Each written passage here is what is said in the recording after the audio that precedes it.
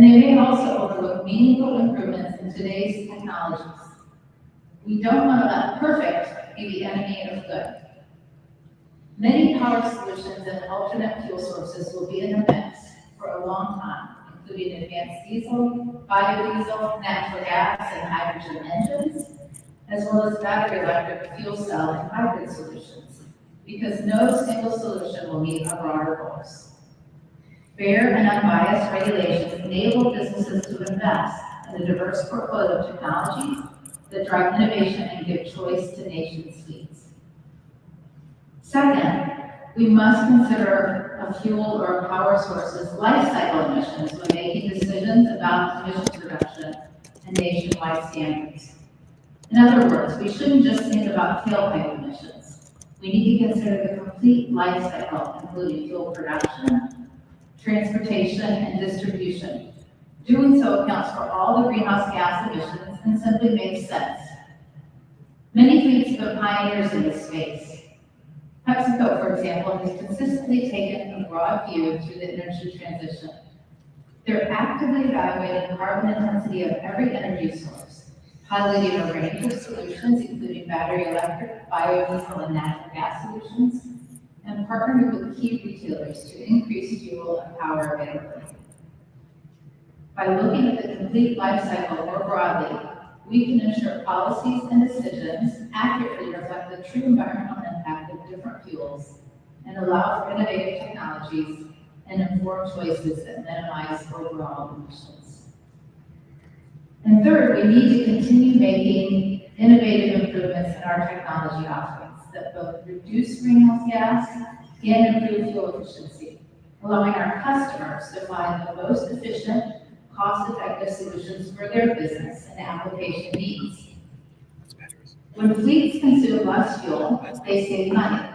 Improved fuel efficiency is also the biggest greenhouse gas emission savings opportunity in our industry in the near term. Many of you understand this. Our industry will continue operating internal combustion engines for many years, and it's important to continue to make tangible and incremental improvements to diesel while also advancing low-carbon alternate fuels to give customers choice as the infrastructure builds out. We've long celebrated fleets like UPS and WM, who have been some of the early adopters of natural gas, and their endorsement has provided other fleets the confidence to give it a shot. For example, Gazelle Transportation started using natural gas engines in 2019, and now more than half their fleet is powered by natural gas, with more than 500,000 gallons consumed annually. This enables them to reduce CO2 and NOx emissions and provides pricing stability in their second highest OpEx category. As we look to 2027, I'm proud of the improved fuel economy in Cummins' new X15, which will improve fuel economy by 4% in the base engine over our 2024 products, while greatly reducing NOx. It also delivers further powerful efficiency gains through powertrain optimization, leading connectivity and data that enables fleet managers to gain full visibility into vehicle health, fuel usage, and maintenance needs, and make data-driven decisions that lower costs and boost uptime. Hybrids may also be increasingly an important alternative, offering a balanced and pragmatic solution for trucking. Hybrids address the challenges of range and improves fuel efficiency and emissions, while bridging the gap between traditional combustion engines and full electrification. They can also help drive scale and reduce costs for batteries uniquely suited for our industry. Some of you, like me, may have personal experience with hybrid cars. They're quite great. And our industry continues to gain experience with hybrids and bus applications. And battery electric technologies are an essential part of the solution mix for reducing emissions and aligning with our sustainability goals. Lithium-ion battery price per kilowatt hour has dropped by more than 85% in the last decade. And we are starting to see an increasing number of economic cases for electric vehicle adoption in certain commercial vehicle applications. For example, Bluebird has delivered more than 2,500 school buses equipped with electric powertrains, and estimates that more than 90% of school bus routes can now be served by electric buses. That said, we need to continue to innovate in this space to ensure total cost of ownership gets close to that of diesel and enable adoption. As you may have heard this morning from my colleague Brian Wilson, Cummins is partnering with PACCAR, Daimler Truck of North America, and EVE Energy to manufacture lithium iron phosphate battery cells for commercial vehicles right here in the US, advancing the future of electrification in North America. In conclusion, while we're currently in a period of vast uncertainty, my hope is that we can be unquestionably certain about one thing: our shared commitment to continue powering a more prosperous world, to moving forward together, because no one can do it alone. It's about one, advocating for regulations that foster innovation and investment across a broad range of technologies. Second, developing sustainable technologies that consider the full life cycle benefit of the fuel or energy source. And third, offering our customers the most efficient, cost-effective solution for their business and application needs, while also improving greenhouse gas emissions and fuel efficiency along the way. Together, we can create a future that benefits business, the economy, and the environment, sustaining our industry for generations to come. Thank you.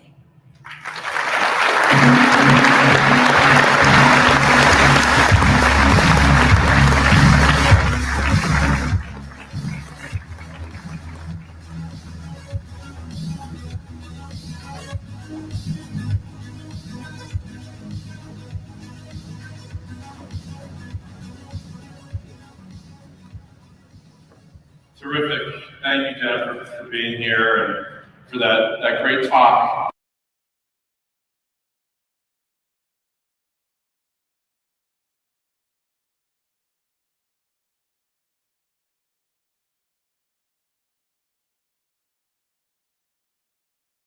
There's so much great technology out there. Let's use it to the fullest extent possible and begin to scale and continue to make progress year over year. I love the point about life cycle emissions. Totally agree with that. Right? It's a data-driven approach. Leading fleets, as you mentioned, are already comfortable with it. Companies on the fuel and infrastructure side, they get it. Let's use that to make good, smart decisions. And of course, as the ringleader at Expo, I love your final point about certainty around the commitment to move forward in a positive way and to work together to create this more sustainable future. So thank you again, Jennifer, for being here and for the partnership we've had with Cummins over all these years. Terrific to have you here to help us go to Expo this year. Okay, so on to our first panel here. This is the session that's going to bring really around the globe to talk about the trends of data, digital solutions, and AI, automation, electrification, software-defined vehicles. We've seen a lot of things here at Expo over the last 15 years, changes and advancements in the technology and the fuel sector that is going to revolutionize the industry, but this may be the big one. This transformation that we're going to see with the increased use of data and AI and automation and software might be the biggest one today.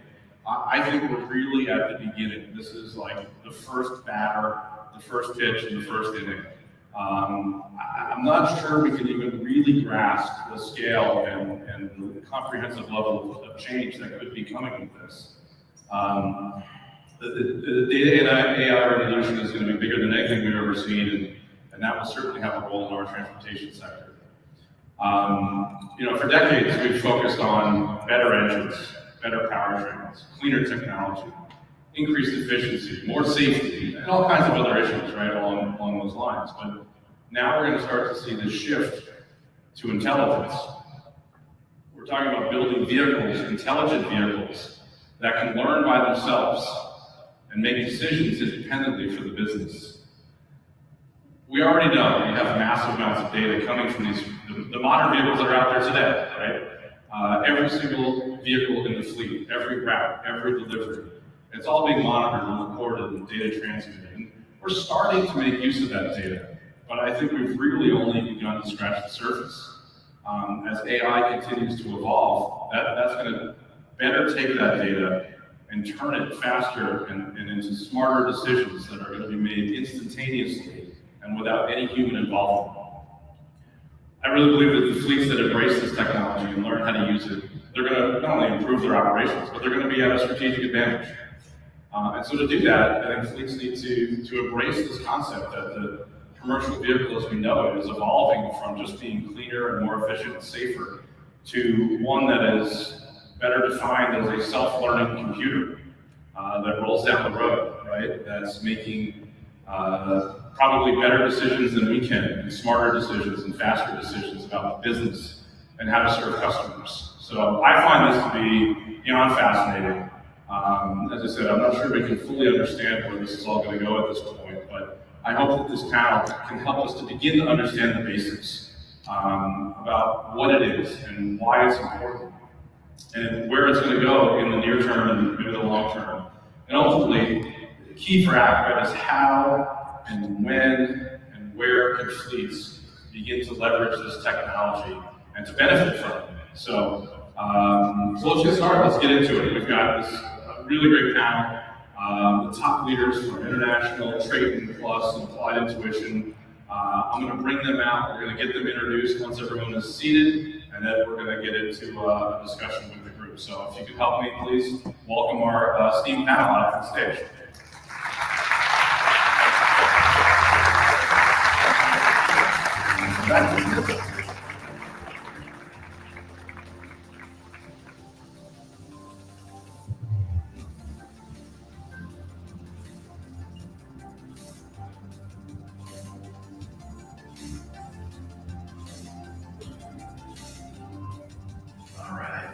We're going to explain the future of the world here.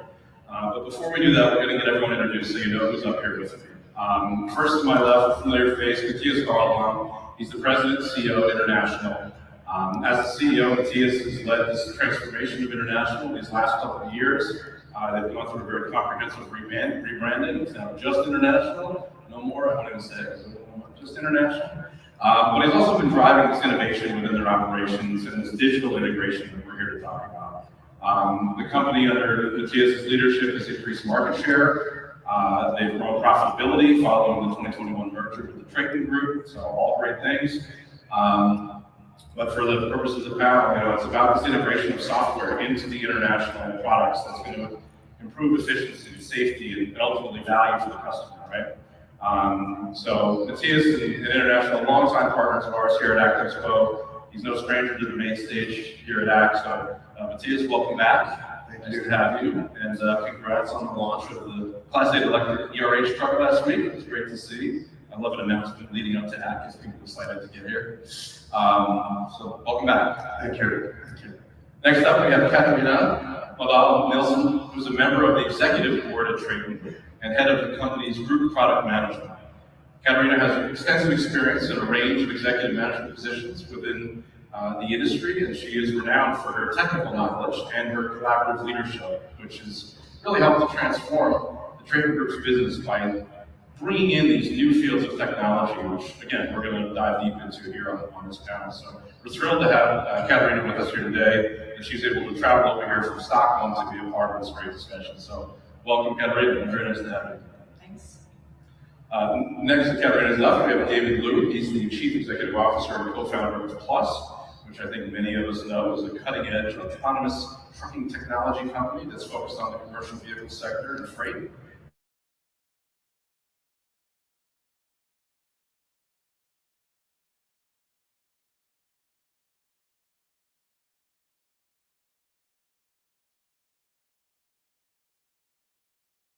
AI-based autonomous driving software that's designed to make transportation and driving more intelligent. In the company's 10-year history, we've seen some great achievements. They were the first to demonstrate a coast-to-coast autonomous freight run from California to Pennsylvania. They've done a lot of demonstrations in China, and there's a whole lot more that hopefully we'll hear about on this panel. David and Plus are really one of the foremost leaders in the autonomous vehicle space. They've been a good partner of ours over the years at Expo, and I'm really excited to have you here. So thank you for doing this. Welcome. Thank you. And last but certainly not least, on the end, we have the co-founder and chief technology officer of Applied Intuition, Peter Ludwig. Applied Intuition was founded in 2017. They are a leading software company that specializes in simulation and development tools for autonomous vehicles and advanced driver assistance systems. They work with the OEMs, the automakers, truck OEMs, sensor equipment providers to integrate all this equipment, test it, and ultimately help accelerate the development and the validation of autonomous and AI-defined vehicles. So I'm super excited to hear a lot more about it. Peter, very nice to have you here. Welcome to Expo. Happy to be here. All right, so with those introductions, let me get started. Matthias, I'm going to put you on the spot first. The last time you were here, I got to read it to you, you're right. You said we can be really good, the industry can be really good at overstating the benefits of a technology in the short term, but we often underestimate the benefits over the long term. I think that's a great place to start. How does that apply to this world of digital? Yeah, well, first, I don't want to presume to be the owner of that book. That's much thoughtful to be from me. It was actually Bill Gates in the mid-90s. It's been applied since and still, let's say, valid, right? So, how we bring it today, I would see, let me just back out a little bit. You know, see, of course, the transport and the goods sector has been growing through history. And if you look just at projections coming up now from the US Department of Transport, for example, we see that in the coming 25 years, they'll grow by about 67%. Time, you see also that, which was mentioned by you prior today, that safety is a concern. I mean, there's been, last year, we're about 5,000 fatalities by truck in the United States only. And that's up close to 50% in the past 10 years. So these two, let's say, macro trends of growth and increased, let's say, safety concerns, we see totally that safety, efficiency, and ultimately also, let's say, clean transport will be solutions to this. So we will elaborate here in this panel around how autonomous, connected, and zero-emission technology will, let's say, kind of work through to solve these two, let's say, one opportunity and one threat for the continuous growth of truck transport on the roads. Safe growth. Safe growth. I want to dig in on the other benefits, but a couple of other questions before we get there. Katarina, I'm going to go to you next, and just, you all are, we didn't really talk about the partnership, but you all have a partnership working together. So I wonder if you could maybe just quickly describe that partnership, how it came to be, and then ultimately, you know, here at ACT, it's all about the fleet customer, right? Why does it matter to the fleet? So that they hopefully are comfortable and will go buy a product. So can you talk about the partnership that you all have here amongst the players on stage? Sure, and if you look at us here, or everyone here in the automotive area, this sector is actually spending a lot of money on R&D. And I think if you look at it globally, I think we are probably number 3 compared to all sectors around the globe. And in our sector then of the automotive, we also see now that the innovations now, the majority of the innovations are coming from the area of electronics and software. And that, of course, makes partnerships that are have a strategic fit really reliable and good. And with Clyde and Plus here, they have a strong footprint in Silicon Valley. And we as commercial vehicles producers, we've been around for hundreds of years, and we can bring this to this partnership. And then we see that we really have a good strategic fit here. But for us at TradeTem, the strategic fit is not enough. We also need to have a culture fit. And the culture fit is so important because that's how we get the creativity. That's how we get people to be engaged. And that also brings joy to our engineers.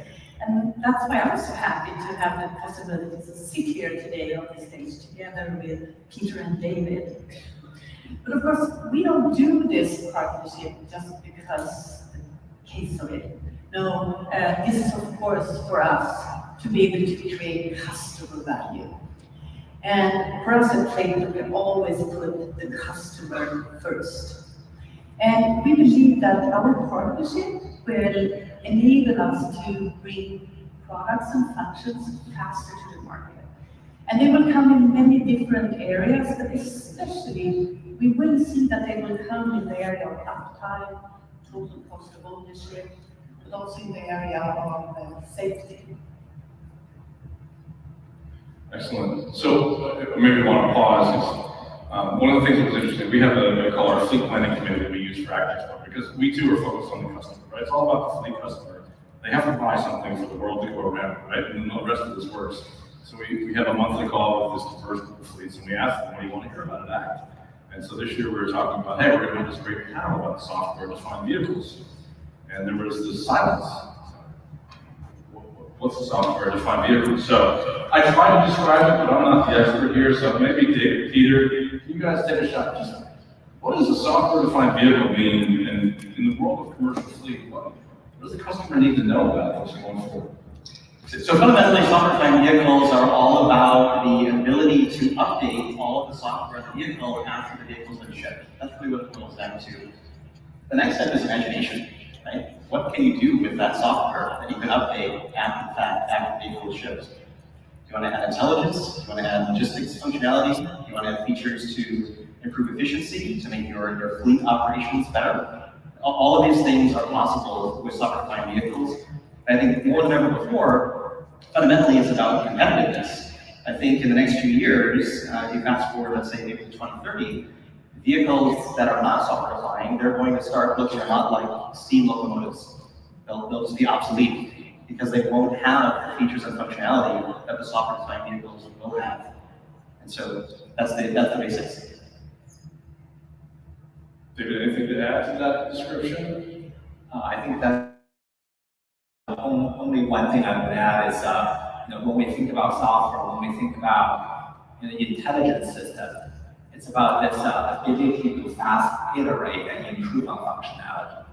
I think the world is going toward more of a service model. When you deliver something to the customer, it's through the lifetime of that product. So, the industry that we are working on and leading toward is this, in terms of service and the customer delivering something, the customer value. It's not just at that transaction point, it's through the lifetime of that product.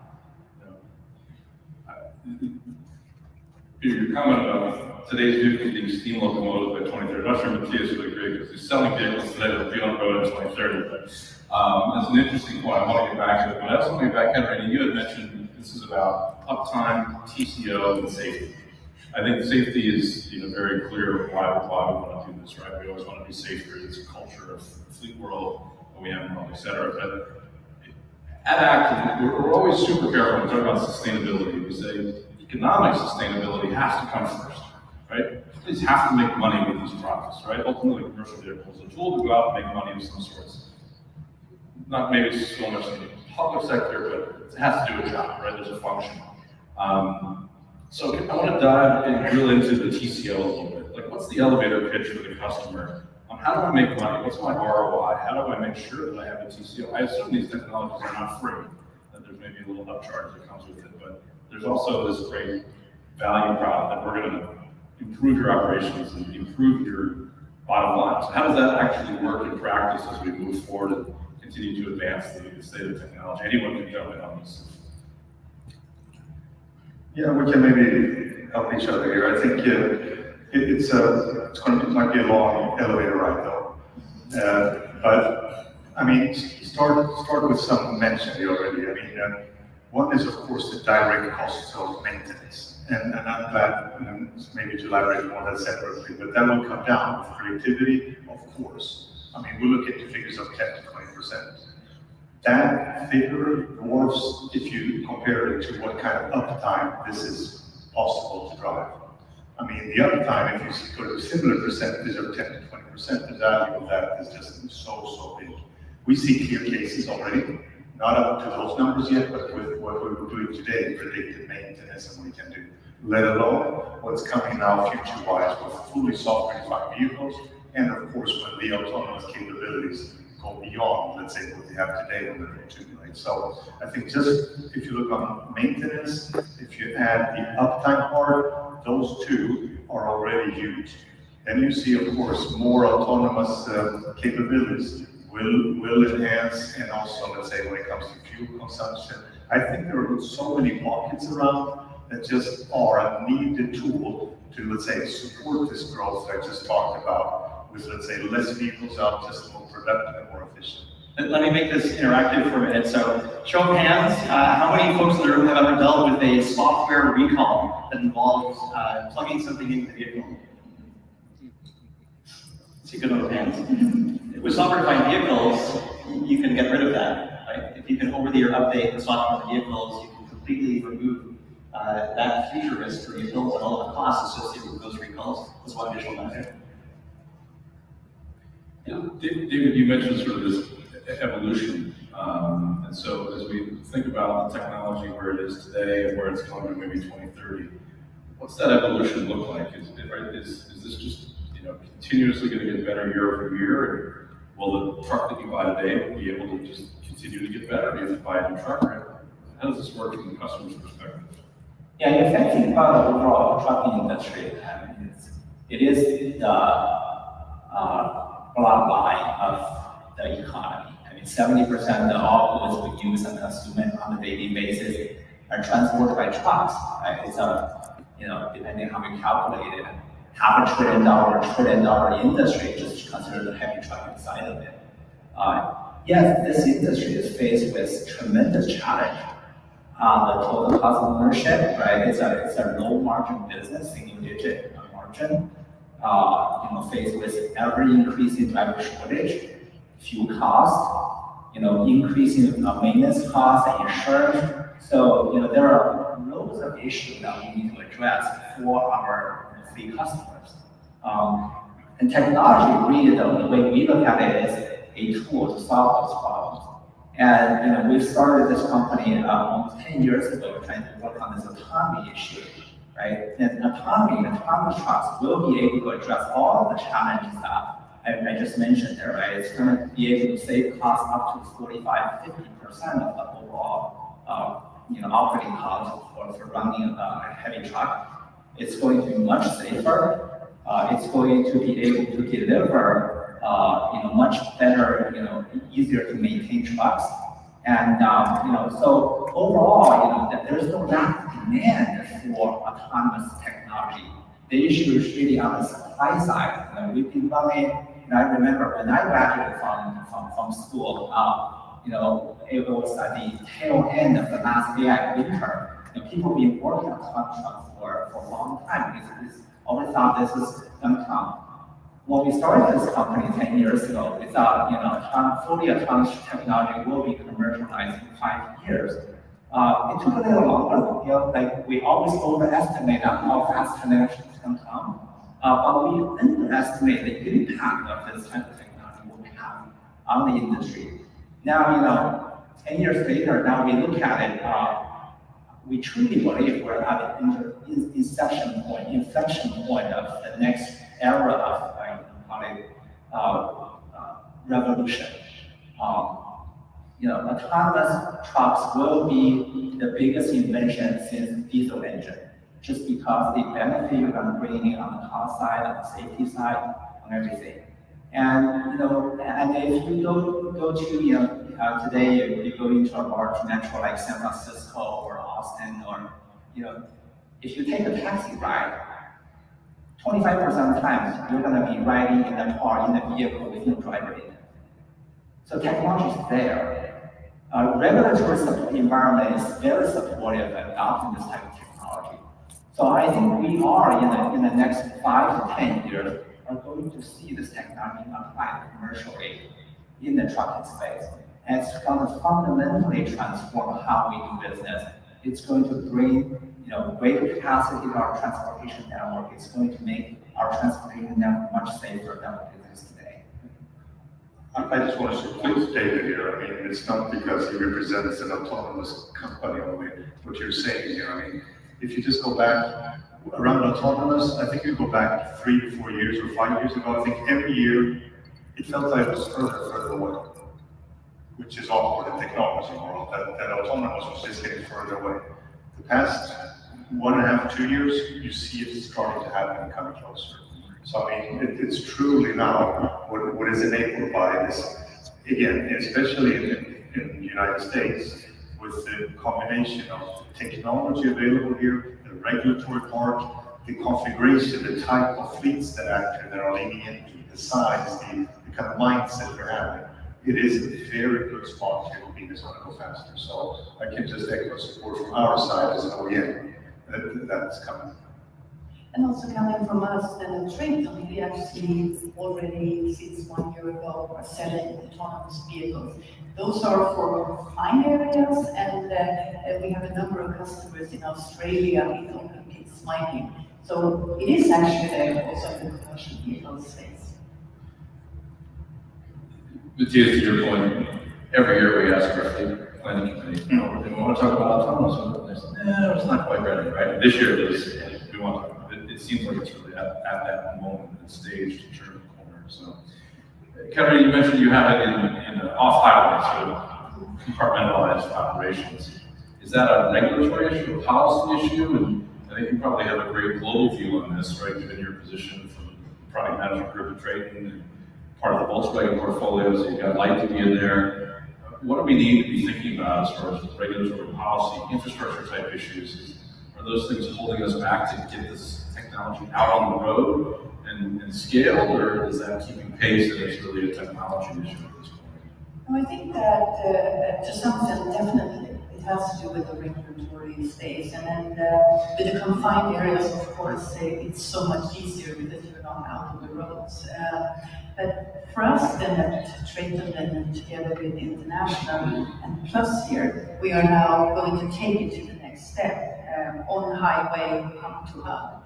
And this is something that we believe is possible to do here in the United States. So the United States will definitely come before Europe. Okay. You had mentioned the driver shortage. I was in the session this morning and your colleague mentioned we're not quite ready to take the driver out of the truck, but we're moving in that direction. So I was wondering, just illustrate for us what you sort of see as the vision, and particularly with the timeline on where we are today and how this will scale over time, and what does that ultimately mean to drivers and trucks, or maybe not? So today we have in the United States about 80,000 drivers already on an annual basis. So there are, at any given moment, we're short of 80,000 drivers. That's about 5% of the industry today.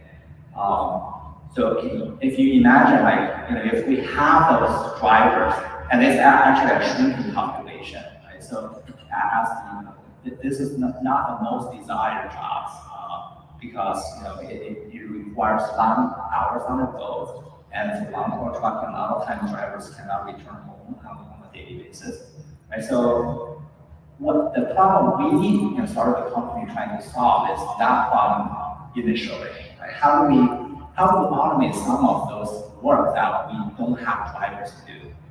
And as we imagine this whole transformation of the transportation network, it's not going to happen overnight or over 5 years. It's going to happen over decades.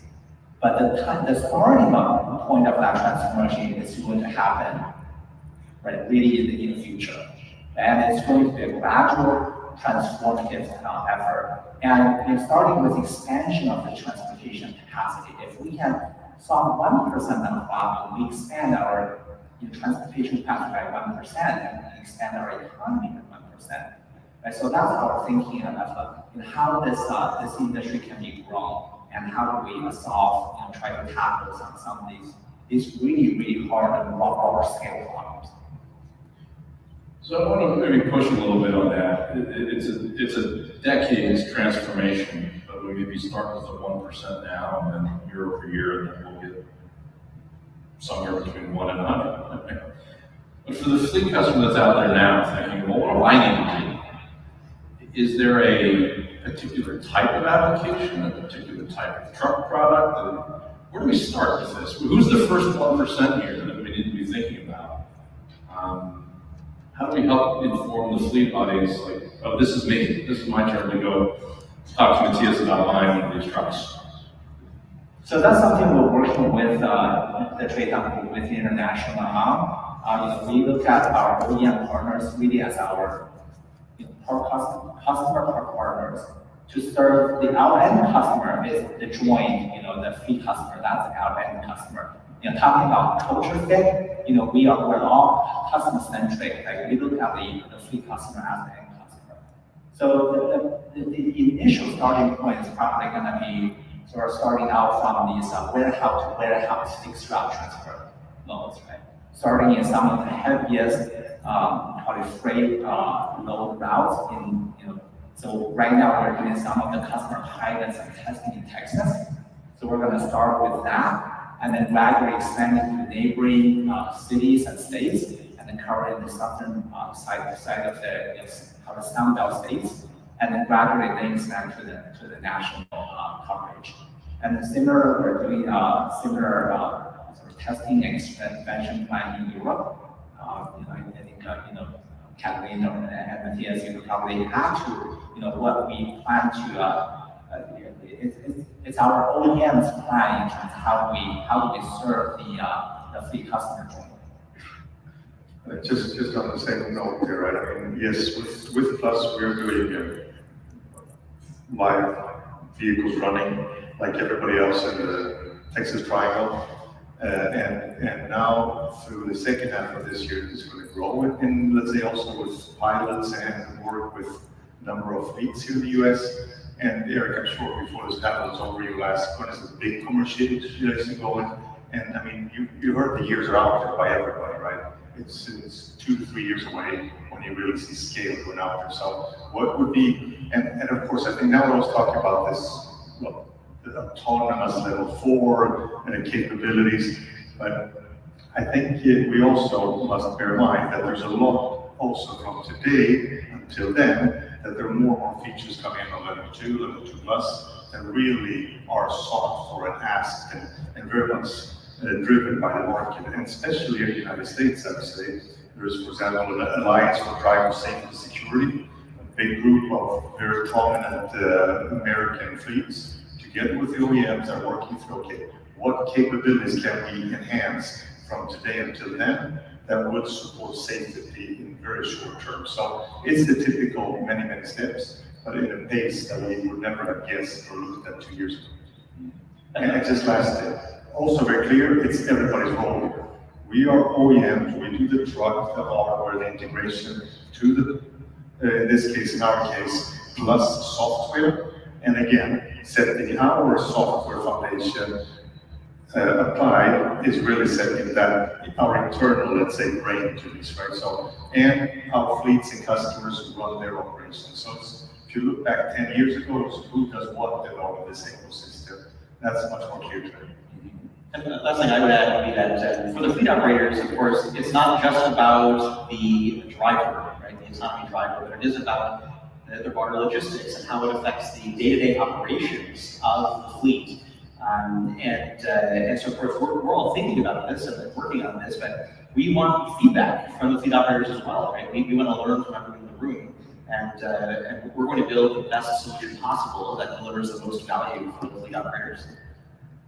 Yeah, I wanted to ask you, Peter, because I think a lot of what we're talking about here is this autonomy discussion, right? And various levels of autonomy and the autonomy technology, but it's a little bit, I hate to say separate, because it's all sort of integrated at some point, but today we have these commercial vehicles that have reams of data, right, that we can make use of, and that's a whole sort of separate thing in and of itself. And so I want to ask a little bit about how are we preparing for making better use of this data and AI? What do fleets have to be thinking about as far as tech training, IT infrastructure systems? How do we use this data, and what are the ways that it can really benefit us? So maybe Peter, you can follow up and just talk a little bit more about AI, what this really means for trucking, right? Because AI is sort of a nebulous thing sometimes, right? So all this future stuff. Yeah, so the first thing I would say is intelligence in a general sense is only just starting to come to the industry. And we view it as core to our mission at Applied Intuition to help bring intelligence into vehicles and into the industry, and artificial intelligence. The general intelligence or general artificial intelligence really only has been widely used by people since roughly November of 2022, which is when ChatGPT really became popular. And it takes a few years to build great products that use this kind of advanced technology. So here we are, about 2.5 years after that date, and we're just at the point where these really interesting products that really use and enable AI are just starting to come to market. And so you shouldn't think of it in terms of where are we today, but if you sort of plot the graph, look at the x-axis of time and the y-axis of capability, and where will we be 1, 2, 3 years down the road, there's going to be a big step change from where we are today. And on the topic of having reams of data, AI is incredibly useful for this, right? You might have data that has historically not been very useful. You've been collecting it, you've got a data logger, you've got all this stuff back, but you don't have a data science team to analyze data. You don't have 100 software engineers to build tools and infrastructure around this data. AI is going to change that. It's going to lower the barrier to entry to create applications, and also lower the barrier to entry for analyzing that data and getting business value out of that data. And so, Applied Intuition as a company, we're doing everything that we can to help our customers take full advantage of that. But I think the really interesting things to come is going to be in the next year or two. This is where there will be true economic impact of a lot of these AI technologies in this industry. So I think the 2.5 years that this has sort of existed from a product planning perspective, I'm sure that's like, we need more time to really think about how this is going to matriculate into trucks that we sell to customers, right? So this is certainly something, this will be the first and last conversation we have about this at ACT for sure. Maybe one last point I want to add. Yeah. I'm fresh back from Shanghai, visiting the auto show, and just some interesting things there. Of course, highly competitive market, and I love competition. I thrive on competition. So when I see things that are super interesting, it's just incredibly energizing for the things that we can do for our customers. But DeepSeek, of course, made big waves in the industry when it was launched. And there were multiple Chinese OEMs that had DeepSeek running on their vehicles, OTA to consumer vehicles within 30 days of DeepSeek being open sourced. That sounds crazy, but that's the state of the industry. And so this is the level of competition that we have to be aware of, and how we're thinking about bringing technology and products to market. It's going to be quick.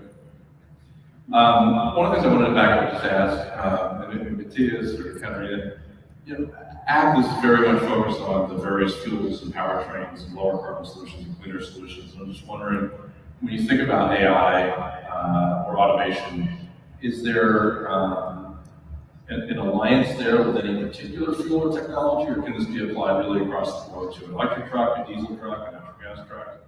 I mean, generally we sort of think about electrified trucks as being more synergistic, but from a product planning perspective, is there any particular type of powertrain that you think is a better fit over the long term? I don't think that it's actually down to the powertrain. I think I'm turning to look at the Peter here, because I would probably believe that it's more prone towards the e-mobility spaces, because they are really seeing a lot of, especially the past car business. We've seen electric vehicles. We have also had already fun. And that's where we can utilize the AI in a much more efficient way than we can do on our traditional electronic and software systems. So we push a little bit on that. We've talked about taxis, and David mentioned taxis in San Francisco, and we see them in Santa Monica. There's not a day that goes by where it just still doesn't sort of blow my mind. There's no driver in this thing driving down the street, right? We had Waymo give their 25 million mile update a couple weeks ago. They were on the panel this morning, really interesting. But those are all light duty, right? Passenger cars. Does that automatically translate to heavy duty, or is this sort of a different technology development cycle? Or can we really take lessons learned from the light duty space and just apply it to heavy duty? I think from a foundation software technology, there are a lot of shared. but there are significant differences in terms of the application area, from the hardware and software integration, the validation of the integrated systems. Those are application-specific, industry-specific, and user-specific. Those are the areas that we're working with international in integrating the software and the hardware, redundant drivetrain, redundant platform, and validate that integrated product to be safe to hand it over to the customer. So that's where we spend both of our time, is make sure our product is of the quality standard, of the safety standard, and also working with regulatory bodies to make sure that we can product responsibly and scale. I'd like to say there's two things that kill autonomy companies: bankruptcy and tragic accidents. And there's a whole graveyard of autonomy companies that have fallen into that bucket. I think all the companies here on stage were operating responsibly, and we're just trying to avoid those buckets.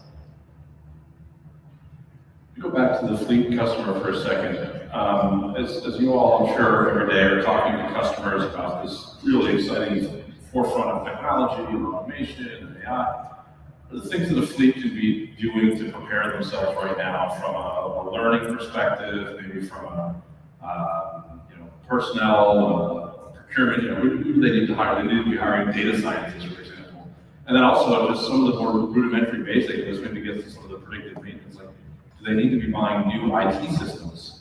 How do we engage with this now data-heavy vehicle? And what can I do today to start preparing for this future to get ready and be at the forefront of this technology? I can start, maybe. I think coming back to the structure of the fleet customers here in the US, it's quite unique in many cases, the size, the capabilities and opportunities.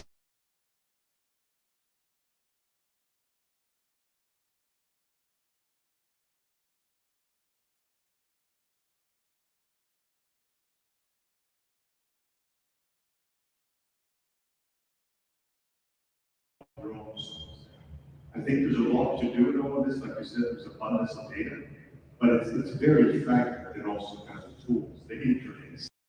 Let's think of a driver today, all that they're exposed to, back and front and vehicle. I mean, it's not manageable today. You have to bring much more simplicity, apart from, let's say, all this that we how we, let's say, structure the data and how it's presented to all the stakeholders to tap into on, let's say. So there's a lot of thoughts about that that's being worked on. And just the daily, let's say, I mean, like we always promote it, let's say, try it, be curious about it. Of course, it's not a flipping business model, but if these services offered, don't say it doesn't work here, try it. It's all controlled. We're all trying, let's say, getting our toes, our feet slowly wet into it. So we have to do it together. Partners here on stage, partners here with our customers. It's about moving the whole ecosystem. So there's no button to turn on and off, but we all have a lot of our role to do in this evolution or revolution. Sounds similar to electric trucks, natural gas trucks, right? Yeah. Try one, prove it, try 10, 500, keep on going, right? Anyone else on how you're engaging with customers and things that you're telling them to start thinking about and preparing to do from their side? Yeah, I would add, one of the great things about this trend towards software-defined vehicles is you have this great abstraction between software and hardware. And what this means in practice is you can do an awful lot using just a standard tablet or smartphone. And so historically in the vehicle industry, if you want to do any interesting diagnostics or, let's say, any vehicle function update, you have some very special, expensive tool that you need a special trained operator to use. It's very clunky, and it needs to be plugged in a vehicle, and only certain people are allowed to do that. That's all going to go away. We're going to give you an awesome app, and anybody's going to use that app. It's going to be straightforward and intuitive. It's going to have instructions built in. There's going to be AI that's going to tell you how to do the repair. The industry is going to change here quickly. And so for IT systems, we would just say, well, do you have a smartphone? You have a tablet, that's really all you're going to need for maintenance of the next generation software vehicles. Okay. give you a rudimentary example, just to bring it to here and now, right? I mean, we're talking about this predictiveness, AI, and component failures, right? I mean, that's here today. So, I mean, when will this, whatever, turbo, battery, etc., with quite close, let's say, preciseness fail? Well, that's very much the top of the iceberg, right? I mean, knowing that, what do you do with that? I mean, so there's a lot of back end work to do also. So that, I mean, again, before this happens, that whatever, parts, ignition, everything is in place, so this can be replaced at times. It's not only about tech, AI data, it's very much down to earth also, what you actually act and do with this data to solve the problem, right? So those things we're working very much with now. And like I said before, I mean, we see examples here of, let's say, bringing down, let's say, wait time for repairs in our service shops. In cases, we get it down by 85% by being early on to get this input from the data throughout the whole value chain. So everything is not all this. There's a little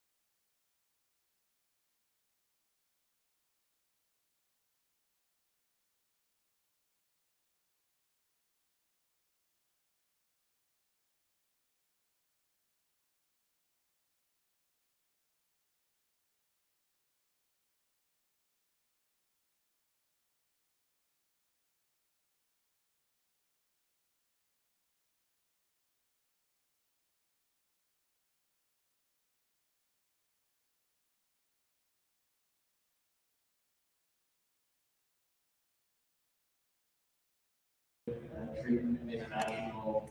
For the next year or two, absolutely we're working on some quick wins that I think will make their way out to clean customers in a meaningful way. But on the slightly longer term horizon, we're partnering on their next generation vehicle software platform. And it's going to be kind of plug into the street mining. It's going to enable international trade to have absolutely world-class software capability of vehicles. So we're really excited about that.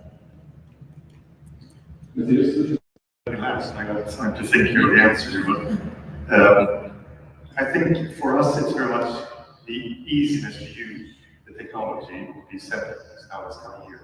Be that the drive, be that the technician, the service shop, and everybody, so we don't get too much ahead of our skis, but make it user-friendly, focused on that. We haven't talked much about Eric today, and I think it would be a pity to leave that behind us. We are very committed also to the zero emission journey. We continue investing in that as a group. We do see that it will play off when we get the right TCO and user friendliness on that also, and that we see happening, so we don't lift the foot from that. And I think everything we've talked about today, I think we should also be very conscious and proud that there's a lot of leverage and leverage of this in the United States. It's technology, regulation, the ecosystem is very favorable for what's happening now, so we should not be proud, but really work and take advantage of that. Embrace that, yeah. Well, I heard a lot of learn by doing and just start working with us, right? So I think that's sort of the call to action for fleets is let's start, let's put our toes in and maybe get up to our knees and keep going. David, I heard you talk about commercial readiness by next year, so we'll talk about an announcement when they can act next year. Look forward to that new product launch. So just concluding thoughts here, we've talked a lot about what I'll call more near term, right? This next year, the next 2, 3, 4, 5 year kind of evolution and what you're all working on and where we're headed. But in a sense, I think it maybe is easier to think about where this is all going if we sort of think about and try to describe where are we going to be in 10 years, 15 years, 20 years. So as our concluding thoughts, I just ask each of you to paint us a picture.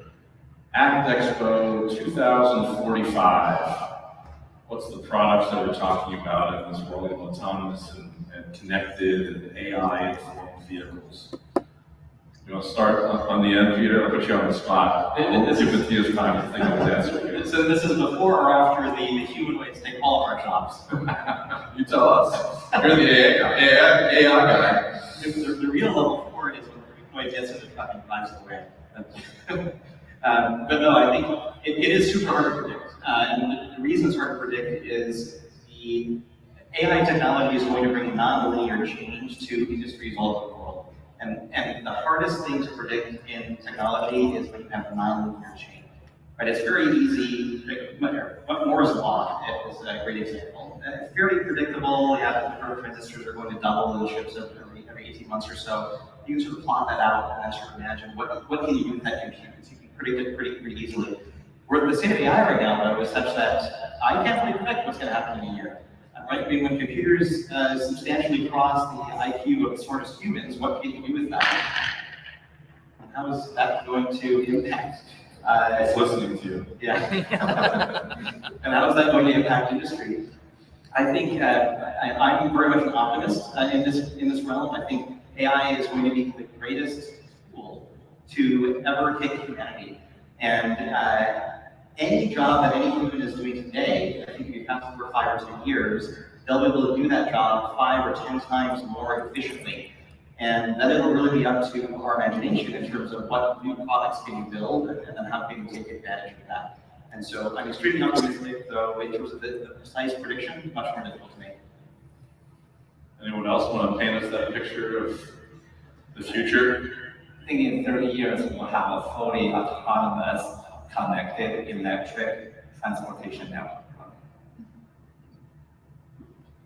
We share that opinion? Yeah, I definitely share the opinion here, and I think that for the next few years here at ACT, we will continue now to talk about the software-defined vehicles, the AI. We're only scratching the surface, but I can agree with both of you. It's super difficult to understand what will happen because AI will shape the world in a way that we don't know. We're only scratching the surface right now.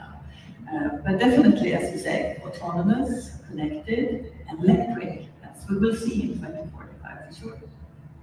Yeah. Final thoughts? Nobody would say charters for the answer wrong on this one, right? But I think zero accidents, it's zero emissions. Today, 65% of all logistics happen on trucks. That share will be much higher because it's by far most flexible and cost-efficient solution. Especially so when, of course, when it's zero emission and also, let's say, different sizes and shapes moving around. So I think that, and let's say that ACT is prospering international as well. And in 25 years later, we're both will be retired by that. But I think let's hope for that. Well, we look forward to seeing what the future holds. It's been an absolutely fascinating discussion here today, so thank you all for being a part of this. This certainly will not be the last time that we talk about this at ACT. I think we've got a lot more to dig into because it seems like we're really, as I said at the beginning, just at that sort of beginning point. So thank you all for being here and great discussion, and look forward to chatting some more in the hall downstairs. Round of applause for time.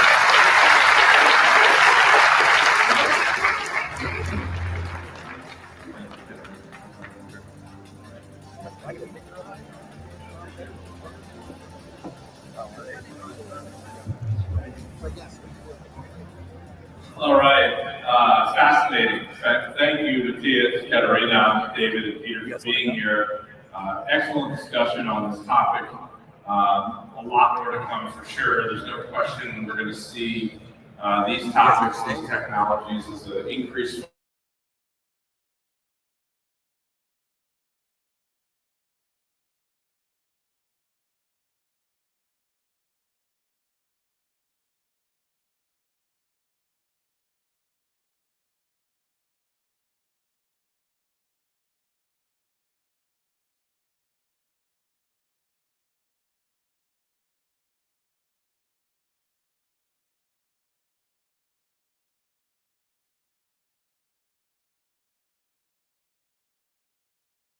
policies are changing almost week to week. Massive amounts of questions and changes, particularly at the federal level when it comes to funding programs. Nobody really knows exactly when this will all sort of settle down and have a little bit more stability and certainty about the future and the path that we're on. So without question, I think this is making it difficult to plan strategically and to deploy capital and continue down this path that we're on, both from the customer perspective, obviously, also from the supplier perspective, I'm sure. So we wanted to bring some fleets to the main stage and hear from them. How are they navigating all this? How are they looking at this complex landscape? And what does it mean to their continued forward investments in the space? Of course, here at ACT, these aren't just any random fleets. These are ones that have already demonstrated tremendous leadership and investment in advanced technologies, cleaner fuels, cleaner vehicles, infrastructure, and really their overall sustainability programs. So we're excited to hear what this means. I'm going to again ask our panel to please come on out. I will get them introduced and we'll have a discussion and hear what they have to say. So please help me welcome to the stage our next panel speakers.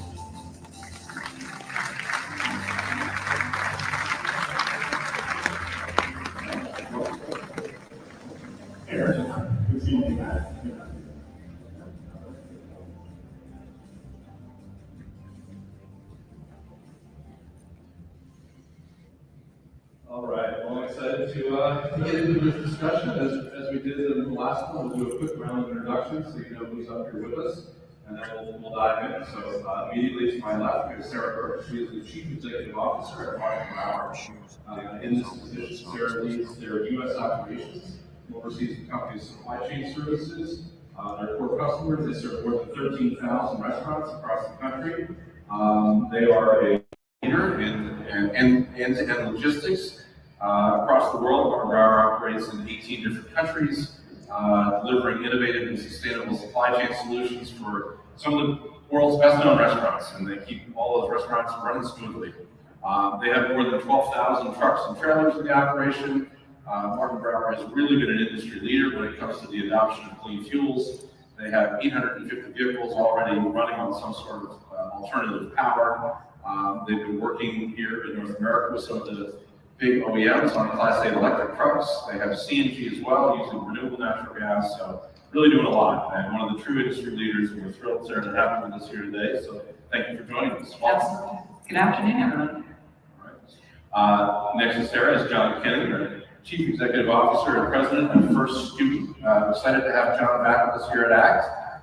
In his position as CEO at First Student, John has been overseeing really some exciting things and some of the most forward-leading fleet activities in the country, if not the world, really. First Student operates 45,000 school buses in the fleet throughout North America, just an amazing number. Already they have 450 buses running on battery electric technology, more than any other school bus operator out there, I think, by far. And incredibly, the plans that they have announced is to get to 30,000 electric school buses by 2035. So definitely going to want to hear from John about that plan. Recently, we saw they celebrated a pretty big milestone. They've already run 6 million electric school bus miles. To charge these buses, John and the team have come up with a really innovative approach on the infrastructure side to very quickly and effectively get heavy-duty charging infrastructure out of the field to get these buses running. I'm sure John will tell us it's also a very cost-effective solution, so we want to hear more about that. They've been so successful on the infrastructure side, I find it really interesting thing for a fleet, that they've actually sort of spun this out into an EV charging infrastructure company, and they will now provide these services and infrastructure to other fleets and replicate what they've been able to do internally. So really interesting to see, but building on that, and you go even further, they've built their virtual power plant using battery electric school buses and a vehicle to grid technology and a solar PV array. And if that wasn't enough, they are also diving headfirst into the world of AI and starting to use AI in their operations. So a lot going on. John, great to have you back and forward to hear more about all these innovative things that you've been working on. So Eric, thank you for having us back. Absolutely. And then we have Ben Schell with Paper Transport on the end. Ben has been with Paper Transport for the last 15 years. He has been their VP, their CEO. He's now their Chief Corporate Development Officer. Under Ben's leadership, Paper Transport has been one of these great case studies, these success stories, right, where they've been able to achieve environmental and economic sustainability success. And they've done this primarily through the use of CNG and renewable natural gas in their fleet. They have 850 plus trucks, 4,000 trailers. We saw earlier this year, they announced a huge milestone. They've run 80 million miles with these CNG trucks and RNG, just a tremendously impressive accomplishment, especially when you consider that Paper Transport is a for-hire fleet, right? These are not in-house routes, set routes. This is for-hire services, so kind of an innovative spin on that, and amazing that they've got 80 million miles and counting. Paper Transport is one of the industry's big leaders in the world of CNG. They've been doing it for more than a decade this year.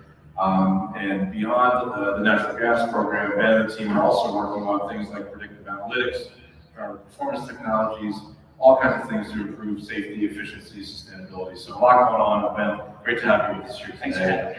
So, with that, we'll dive in. Wanted to just kind of start with maybe an overview question, and maybe Sarah will ask you to start. Just tell us a little bit about your sustainability programs and what you're working on. What do you have in the fleet at this point, and where are you with green fuels and technologies at Mark Brower? Sure, happy to kick us off with a little lay of the land. So as you kind of referred to in the intro, we operate more than 10,000 vehicles globally. About 1,400 of those are utilizing alternative fuels today. Most of that fleet is Class 8 vehicles. So some unique challenges in terms of not only the distances that we travel, but the weight of those vehicles when we think about making and transitioning our fleet to cleaner and cleaner burning options and fuels. One thing we have working for our advantage is, our refueling model, which is based on our distribution centers, our depots. Our vehicles always return back to our distribution centers at the end of the route. So that gives us some advantages when we think about scaling fuels that we've determined to be working well in our operation. Our strategy when we think about overall sustainability and vehicles is really two-pronged. So we've been focused first and foremost on those alternative fuels. So in the US specifically, we've got 5 distribution centers that are running on renewable diesel. We also in UK, France, as well as the UAE, run those fleets on exclusively B100. The second prong of our strategy is not surprisingly around electrification. So we've got active pilots and trials US, Australia, Brazil as well. We've made the biggest investment in electrification in Canada. We just last year purchased or added 10 battery electric vehicles to our Canadian fleet. So a lot of work going on, and I'm looking forward to sharing some little things here this afternoon. Excellent, I love it. I love all outside of California. Yeah. So, yeah. John, tell us what's the latest and greatest for a student these days? There's a lot you're working on. Well, first of all, I want to thank you for having us back again to have an opportunity to address the crowd. I also want to thank your members of TRC, Chris and Ed, who I've gotten to know, one of our partners now, because we're using their services to help First Student as we roll out our electric infrastructure across the US and Canada. The first thing I'll start with is every day we take children to and from school. Around that is how do we provide the best experience during that ride, but also the safest ride possible. Our goal is to make sure every student that we pick up in the morning and take home in the afternoon return safely. And that's our mission and our goal as an organization. As we go along with that, we've developed our strategy from an ESG standpoint to use alternative different fuels. And electric is really the one that we've now settled on because of the safety of it, but also the environmental effect for children. We transport over 1 billion children annually. I'll say it again, 1 billion children annually, and we believe through the use of electric vehicles, we can provide them a much better ride every day. We have over 450 vehicles across the US and Canada. As Sarah mentioned, our largest fleet is in Canada, but we have over 250 of those vehicles in Canada running today. We partner very heavily with the government of Canada, with a number of grants they provided us and really kick-started this off. In the US, we've worked very closely with the EPA. We've won over $500 million, or been awarded, I should say, $500 million in grants that we're going to use to continue to electrify our fleet.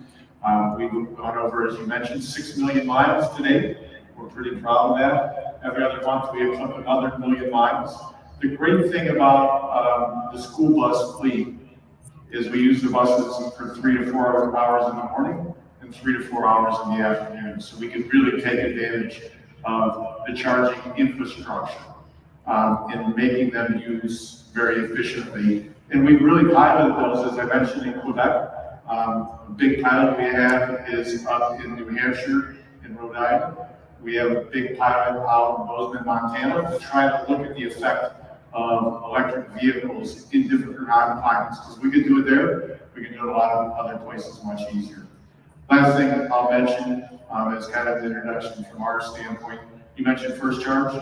As we developed our strategy and our program, we found internally in our organization, we had a phenomenal engineering team. And I'm looking to come by our booth and see our First Charge infrastructure that we're rolling out. We've rolled it out to over 10 locations today. By the end of 2026, we'll have about 51 locations. It's a simple to use technology, little to no trenching, above ground use of a very unique technology. Please stop by. Excellent. I'll come back.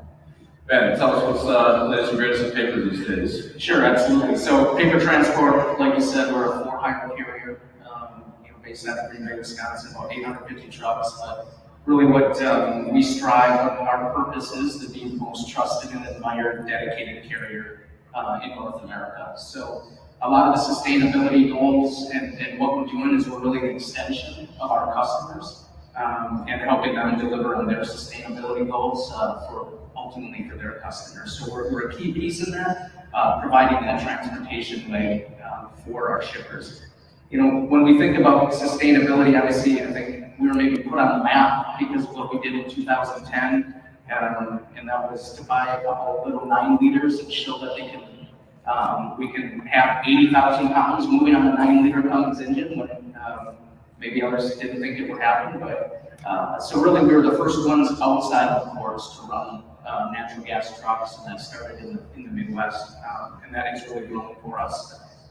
So the first key is alternative fuels, and what can we do to meet those sustainability goals through alternative fuels. The second piece is, one thing I'm really proud of is I believe and know to a certain degree that we're one of the most fuel efficient fleets out there, just from a driver perspective. So for the 15 years that I've been at the company, how we spec that truck is not about just the affordability and just the comforts, but it's really about fuel efficiency and safety. And we've always tried to be on the forefront in terms of that. But the biggest piece of that is actually the professional driver. And proud that we believe about 30% of the fuel economy can be directly controlled by who's behind that wheel. So we give a significant amount of our fuel savings back to the driver and have a very aggressive fuel economy program for our drivers. So we believe that just conserving diesel through very responsible driving is another way to drive sustainability for us and for our customers. What we've realized doing that is not only is a fuel conscious driver saving gallons, but they're also safer and they're better on the truck. So in the long run, the more conscious your drivers are around fuel economy, just the better operation you have. And really the third piece of our sustainability efforts really come through how do we just run less miles. So how do we work with our shippers to re-engineer freight, constantly looking at routes and how we can optimize, how much weight can we put on that truck and when. So ultimately, probably the most sustainable mile you can run is the mile that you don't run. So we put a lot of effort with our shippers, and if we have to run those miles, how do we plug in other shippers into the network to create backhaul win-win solutions for us and our customers? So those are the three things where we put the majority of our effort when it comes to sustainability. Go back to number one if you can on your alt fuels and just tell us a little bit, what are you running right now as far as alt fuels? I know you big program with 9 liters, but that's, I assume the rear view mirror at this point. Yeah, so we said we were one of the first pilot groups to get the 12 liter when that came out, and obviously now we're moving on to the 15 liters. So, right now, there was a point where we thought we'd go all in on natural gas. We were excited. I think a lot of carriers were saying it doesn't work, and we're out there proving that it absolutely does. But probably one of the most important things, as important of getting into the natural gas game was for us to say, we don't want to go all in because all these other technologies are coming about. So, our eyes are open, but we continue to believe that, regardless of what's happening with the regulation, right now the wedge and, the wedge or the bridge fuel right now continues to be natural gas.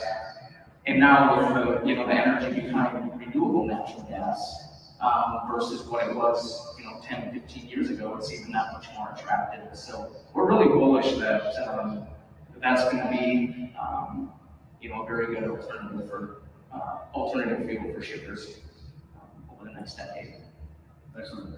You mentioned a couple of factors that sort of you use to measure success, safety and efficiency, MVG, and all those sorts of things. But ultimately, a lot of these fuels and technologies come down to total cost of ownership, right? And we have to prove a business case for this. So everyone's doing a little something different types of different applications, different fuel technologies. But can you tell us what you've seen as far as TCO? Have we been able to achieve cost parity, or are we still working on it in some cases? Where do we fit with TCO in our operations? And how big of an issue is that in terms of measuring success?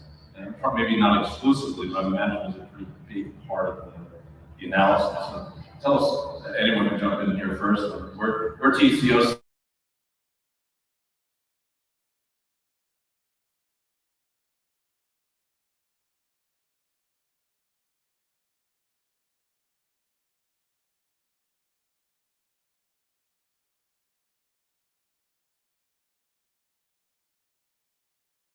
Overall, when we look at the big economic business case. So in our case, we still are looking at incentives, but there's also a lot of, I think, sometimes more foundational solutions that have quick payoff. So I think about something like shore power. We have a refrigerated fleet, so when we're loading the trailer, we're running a refrigeration unit. That typically or traditionally would be powered by diesel. With shore power, we can electrify that it's quieter, it's, reduces emissions. Return on investment of that is almost less than 6 months at this point. So, I do think the opportunities are out there, but that's a reason why we pilot over a longer period so that we can understand that full benefit proposition. But cost parity and movement to CO becomes, absolutely critical in all this.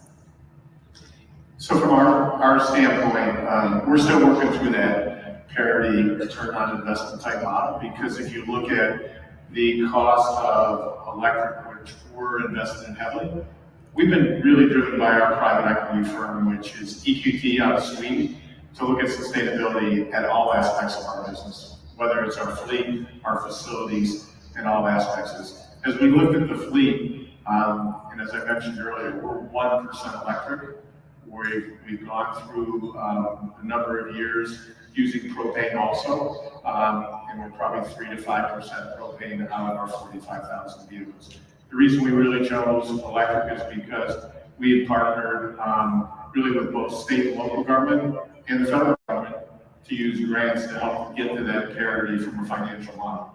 So those grants were extremely important when we first jumped in Canada, and the Canadian government supported us to go through that. Our partners on the utility side, particularly in the US, has helped us a lot as we've looked at their side of the meter, and in some places like in Pittsburgh, where Duquesne Power and Light helped us on both sides of the meter, where they paid for the infrastructure with us. The parity, we need support from the manufacturers, the OEMs out there, to try to drive that pricing down, the diesel pricing, if we're going to continue to be able to invest at the levels that we would like to get to that big goal that you mentioned earlier, at 50% of our fleet or 30,000 vehicles. We need that supply chain cost to come down to be effective.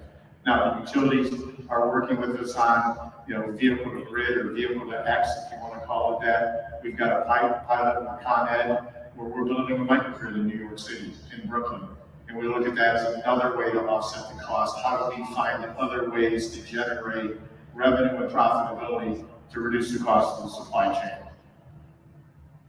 Ben? Sure, when we're thinking about TCO, and I'll specifically talk, natural gas versus diesel, but really what ultimately drives that equation is what's the spread between diesel and natural gas, and as that fluctuates, but that's something that we can't necessarily control. But ultimately, that's the driving point that makes it either plus or minus the ultimate nose line.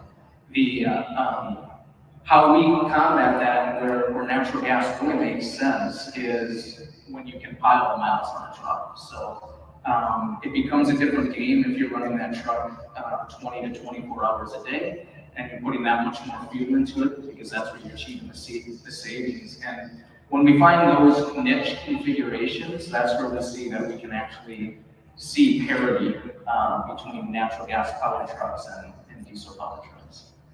Yeah. Everyone sort of mentioned grants and incentives to a certain extent. John, I'm going to put you on the spot a little bit. It's a challenging view of the federal grants, and you said you got $500 million in the EPA money.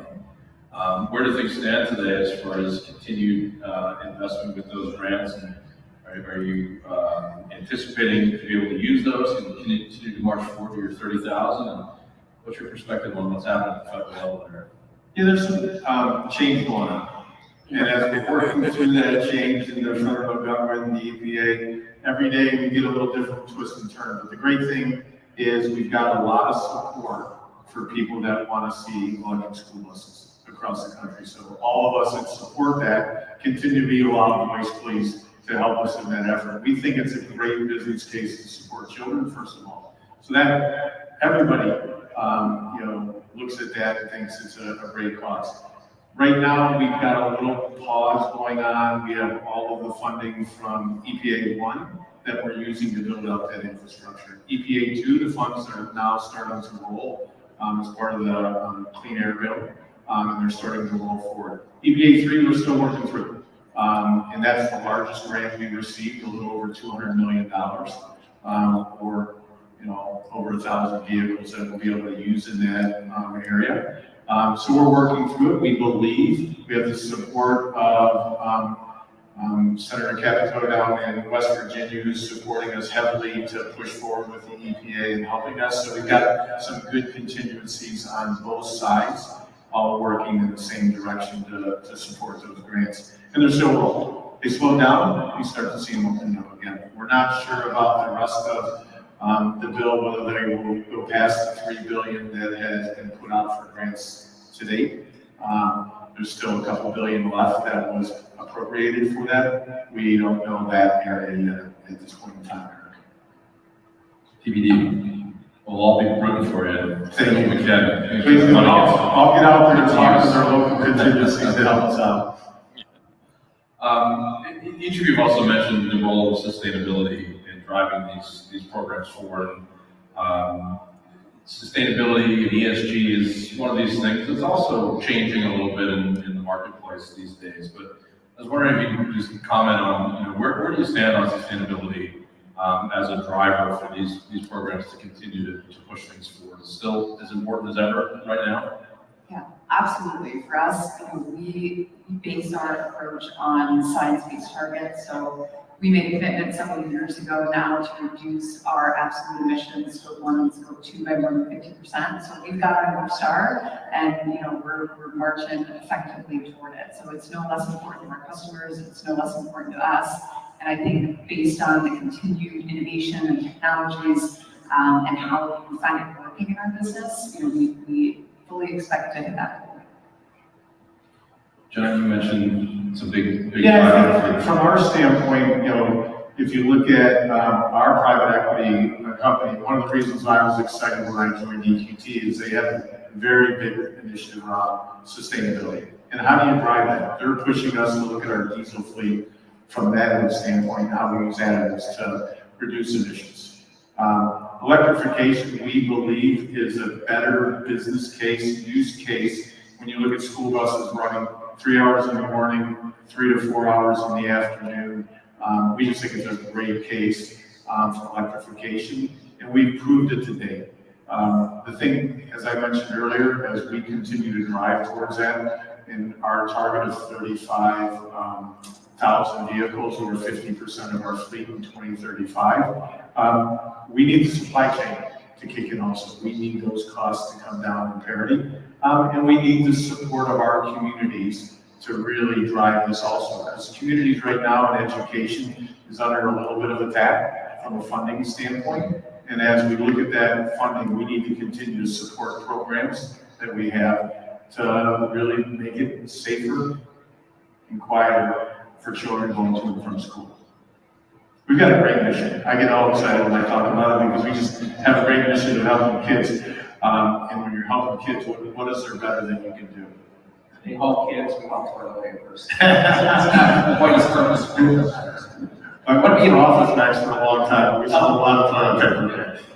I would just add that Eric, your opening comments at 2 o'clock, we're at the point of no return, or past the point of return, right? And going from 350 vendors here to 500, over the last year. So it's less about ESG or any connotation that came there, but more about, the world is pushing for energy sustainability. And, so it's not going anywhere. And it's just good business to be in it, regardless of the rest of the connotations that go on. John mentioned, his customers, 1 billion kids a year, right? They're the ones that you're serving here, and you want to obviously make it a safe environment for them. And Sarah, your customers are a little different. They have their own sustainability goals. I'm just wondering, how is that impacting what you're doing? You mentioned you're an extension of your customers, so I imagine that that's sort of flowing through. Versus, Sarah, you said your own Scope 1, Scope 2, but you have customers that are saying, we really want to partner on this. So how is that working right now, given the environment that we're in?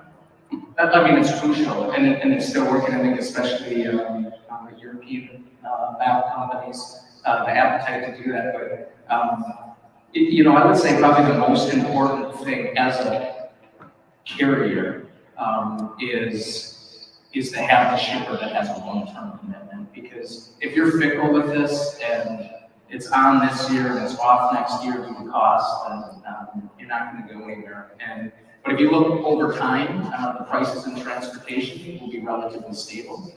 So you just have to have the right partner, those that believe in the sustainability, so you can ride the ups and downs. Really have a long-term commitment. I think that's the biggest key, is for a shipper to have a long view on what they're doing.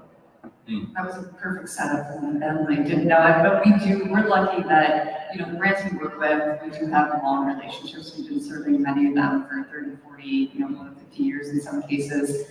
They have made their own commitments in terms of overall, reducing emissions, net zero. So our work is critical to support them and help them achieve those commitments that they've made. So I would say, I think at this stage, with the large brands and customers, it's become, an expectation. I think with smaller brands, it is a differentiation point for us.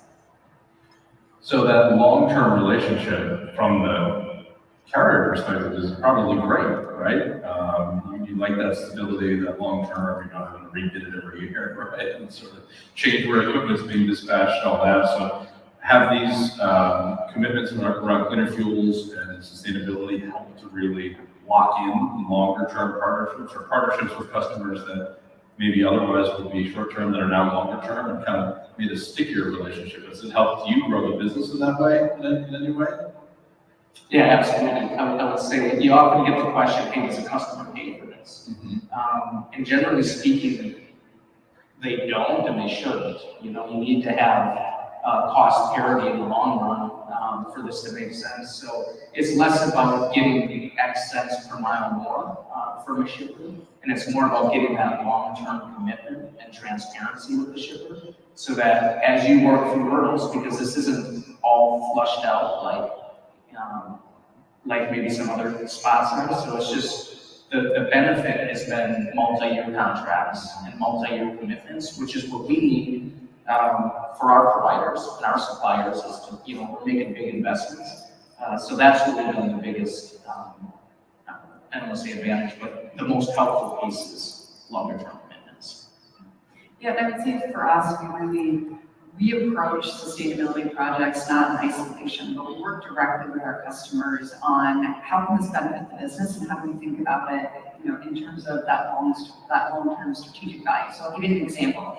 In the UK for many years now, we've been, as our truck is on the lot making a delivery at a restaurant, as an example, of all the food, paper, packaging, beverages that restaurant uses to serve its customers. At the same time, we're able to collect returnables. So in this case, we've been pumping used cooking oil that it's used to cook that food into a tank underneath our truck. We then consolidate that at our distribution center and work with a refiner that turns it into biodiesel that then goes back in our truck as P100 to make the delivery. So there's a lot of opportunities, I think, when you partner early on and you have a shared target to come up with benefit, not only in terms of total emissions for Martin Brower, but I think what's the customer story, what's the broader system benefit in our case. Very neat. I like that. You have a great case study. Yes. Yeah. John, how about in the school bus business? Ultimately you have contracts, right? You get hired to provide services. How are you leveraging them? So I imagine electric buses is a pretty easy sell to a customer. There's a lot of pressure right now on budgets for the local communities and the districts that we work with. The good thing, we've had a bunch of partners that have stepped up across the country as part of the grants that we work with to support us in getting these grants. Because the EPA made it kind of a three-legged stool. It was the provider for a student, it was a utility, state by state, and the district. And we had to get signatures from all three to support that as we went out for round 2 and round 3 for the grants. So we've got over 150 districts that we're working with right now over the next 3 years to roll out their infrastructure, and some districts that have now gone from round 1 to round 2 to round 3 and gotten bus grants in each one of our partners. So we'll have some school districts will have over 50 vehicles at the end of round 3. So we've got really good partnerships and working together. And then some of them are working with us on our trials around vehicle to grid, or vehicle X if you want to call that today, but on that bi-directional and how our vehicles can be storage at time of critical need for some of the different utilities around the country, particularly in California and New York. We're working on some things in Texas to really look at how we become bi-directional and be a storage facility for power back to the grid at time of need, whatever that might be. And we're in a unique position again because we only run 7 hours to 8 hours a day maximum. The other hours we're available to be a storage source. Very cool use case for B2X. Like the AI autonomy discussion we're just having up here, I think B2X that to me is something that will be much more prevalent in the next couple of years here and after. We're going to start to see a lot more of that, probably starting in the school bus sector. Yeah, and I think hopefully we're one of the leaders for you on that because we're looking at that. The opportunity in the microgrid that we're doing in Brooklyn with Con Ed is very unique. Where we're going to have solar, we're going to have batteries, we're going to have our vehicles, and it's all going to be in one infrastructure that we're partnering with Con Ed and our customer base there in New York City. So I think it's a unique opportunity where all three groups are partnered together, and Con Ed's been a great partner that will see a bunch of things as we build that microgrid out and the use of it. It'll be a real pilot for that marketplace to see how we can be effective. Very cool. Definitely look forward to hearing about it. I do want to switch though to this AI, digital, connected, autonomy. I'm fascinated with this. I think it's going to be a big, big part of the commercial fleet world going forward. And so I want to ask each of you kind of what you're working on in these areas right now. Sarah, you guys have a project under with Kodiak where you started to demonstrate some autonomous truck routes. Tell us a little bit about what you've done, what you learned, and kind of where you're headed with that. Yeah, sure. We had a great partnership with Kodiak. They were running loads from our Dallas distribution center to our domicile in the city. In total, for the pilot, they delivered about 1,000 loads for us, drove something like 200,000 miles, not a single safety incident or accident. And of those 200,000 miles, 94% of that was in autonomous vehicle mode, so fully autonomous.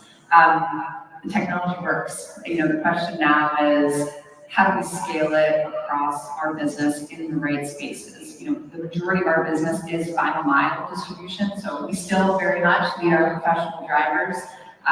They are the interaction point with our customers when we get to restaurants or customer outlets. They're handling freight, so there is going to continue to be a role for our professional drivers in our world. But there's a lot of shuttling that we do, DC to DC transfers where we have domicile operations. And so we're thinking about how we apply the autonomous vehicle technology specific to those spaces.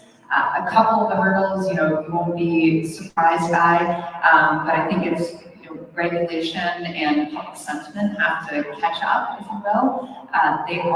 Autonomous vehicles are considerably safer, and I think the data is incontrovertible on that point, but it is going to take some time, I think, for public sentiment to adjust. The second hurdle for us is maintenance. These are complex vehicles with a lot of technology on them, so ensuring that we've got technicians that have the right expertise to service those vehicles becomes absolutely critical. But we're really hopeful about the promise, not only in terms of safety and vehicle utilization, which are, the benefits are obvious when you think about being able to put your trucks, particularly something like line hauls, on the road at night when traffic congestion is low.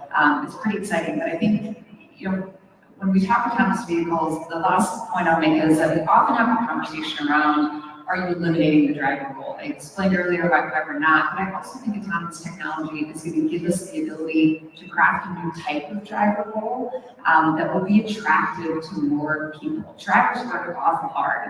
They pull a lot of hours, and it is taxing work. And so I do think this technology has the ability to create a different type of driver, role and professional career than what we've seen in the past, and that's pretty exciting. Very neat. Well, looking forward to hearing more where you end up. John, you guys have a little bit of an interesting application for AI with your Halo system. Tell us a little bit about what you're doing there and how that's integrating on vehicles and serving ultimately your customers. Yeah, so when we look at our launch of Halo, it's taking various different technologies and putting it together in a way we can go and tell our customers the investment we're making in a much easier way. So we have various disparate technologies that are for parents to track their children as they get on and off the bus and as they travel.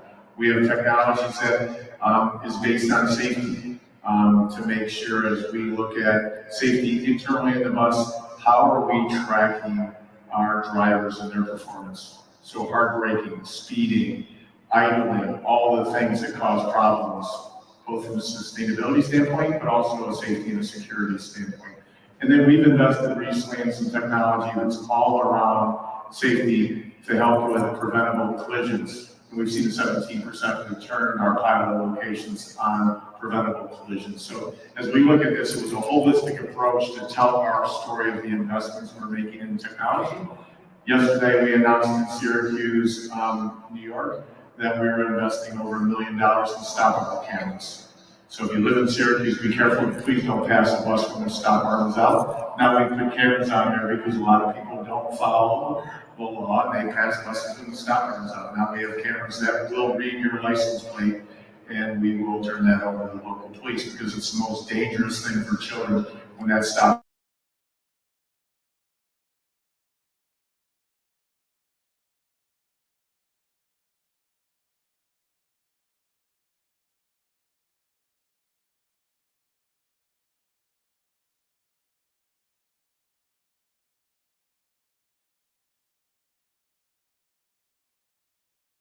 To make, I wouldn't call it on-time change in the route based on individual students because that's almost impossible to do, but how do you have the most efficient routes that you run every day? Reduce the number of left turns you make every day, because left turns are where we have our most serious incidents with pedestrians or other vehicles, so we're looking at our routes using AI technology to route more effectively.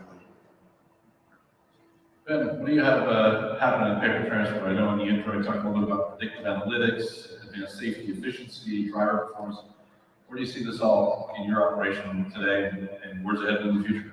Yeah, so what I'm excited about is we didn't rehearse this, but just safety being at the top of the list, because that's where my mind is as well. When you think about autonomous and ultimately, you hear the only way for it to work is to actually have a driver out of the truck. I don't think that's the case. I really believe, being in an autonomous vehicle like others, I felt like the safest truck on the road. So that driver can still be there. That driver's job is going to change, but it will save lives. If I go back to, we were an early adopter of collision mitigation.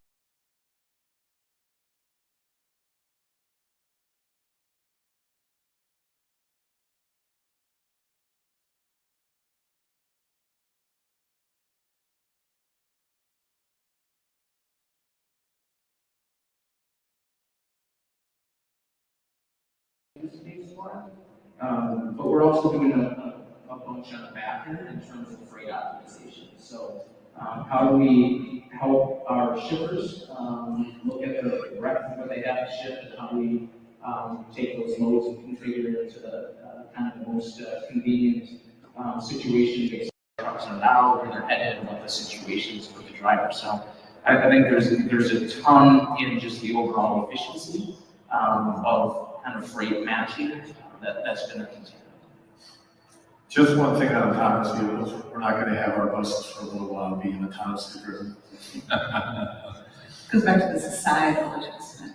What's that? Well, we have one application where we can do it. We have a capital light area where we actually subcontract to all different types of driving providers. We believe on a one-on-one situation, autonomous vehicle eventually can get there. But when you have 30 children in one vehicle, we need a little bit of progression before we'll trust that our buses today. We don't have time to get into